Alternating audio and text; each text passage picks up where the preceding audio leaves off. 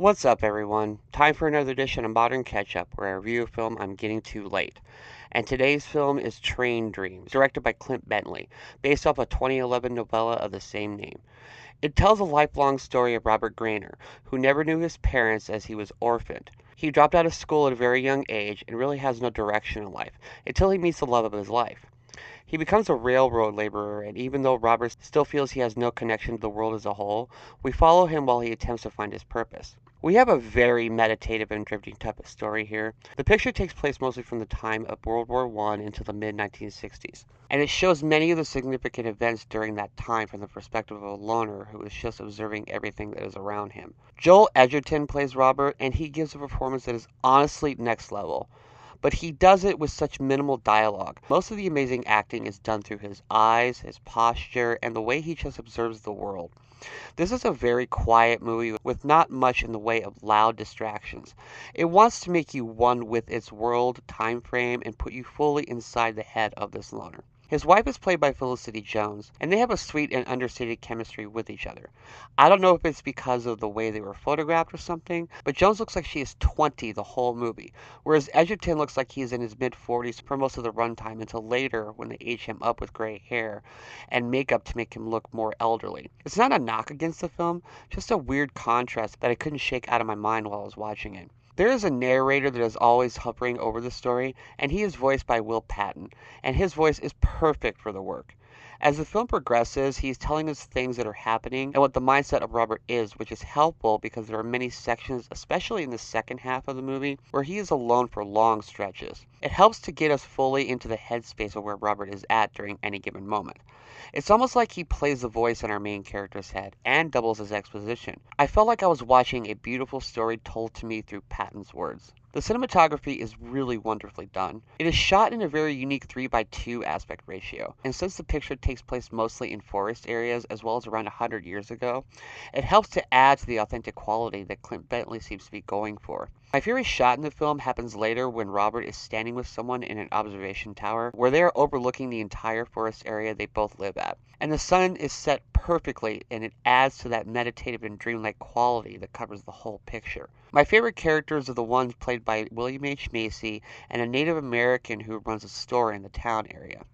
Macy only has about 3 or 4 scenes, but he fully gets into this character, and it reminded me just how great of a performer he is.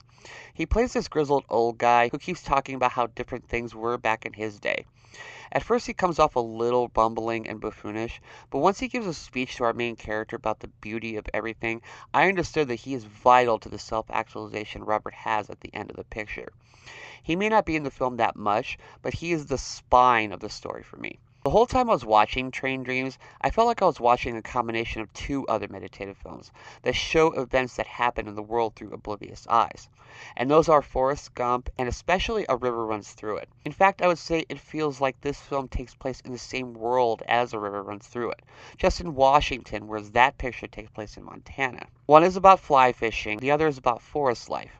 They have such similarities to them, and I love A River Runs Through It, so I'm comparing them in a complimentary way. So, I really like this movie. I want to make that clear right now, and I feel terrible that I watched it about 6 weeks later than I should have. And I know it is going to get a ton of awards nominations, and most of them are deserved. But to be honest, it took me a while to get into this movie, and that's because of the way the film is paced. I think we have a potential masterpiece here, but I sadly think the story betrays itself a little bit with its runtime. If you take out the end credits, the picture is only about 1 hour and 35 minutes. Because of this, the first half felt incredibly rushed, and this causes the core relationship in the film to suffer, the one between Robert and his wife and daughter. I know that the film is more dreamy with its presentation, so it isn't concerned with full pathos, and that would be fine for me. But because I felt the film was in such a hurry to get to the midpoint where everything changes for Robert after a catastrophic incident, I felt there was no relational anchor for me to grab onto for the first 45 minutes or so, which left me a little disappointed. I really think this film could have been a masterpiece if it had been about 30 minutes longer and given us more time with his family, and maybe even some insight into the relationship between Robert and the native who runs the shop in the town. I wanted to grab onto those strings so badly, but the film prevented me from doing so, and it bummed me out a little bit.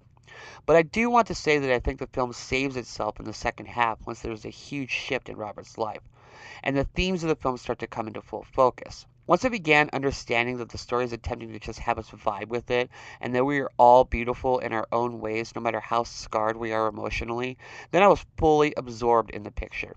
Train Dreams for me isn't really trying to tell us a narrative with a through line, and that is a slight weakness for me. And there's also a sequence with a little girl with a broken leg that seemed too surrealistic compared to the vibe the rest of the story has. But it wants to leave us with a feeling like we are watching the tortured soul in all of us try and find our way in life. No answers, no sentimentality, just a feeling, nothing more. I give Train Dreams 3.5 stars out of 4. I didn't think a film that is so masculine with its presentation would be soft as a pillow, but that's exactly what it is. A story you should watch when you're winding down for the evening, and you'll get that fully relaxed feeling after watching it. At least I did. And that is my review. Thank you so much for watching. If you like this, please like and subscribe. Here's links to my other videos. Follow me on social media if you like. And until next time, I am Ghost.